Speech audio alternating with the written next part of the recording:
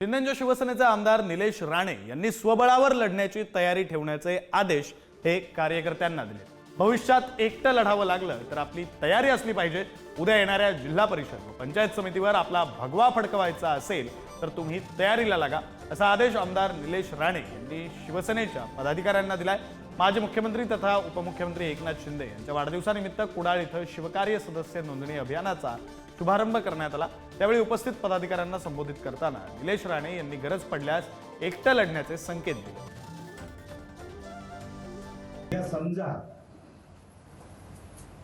आपल्याला एकटं लढावं लागलं, समजा मी म्हणत नाही एकटं लढावं, तर आपली तयारी असली पाहिजे। पण आपण ह्या सगळ्या गोष्टी जर गांभीर्याने घेतलं नाही ना, उद्या पंचायत समिती आहेत, जिल्हा परिषद आहेत, आपला भगवा झेंडा तिथे जिल्हा परिषदेवर लागला पाहिजे ना, असं वाटतं ना तुम्हाला?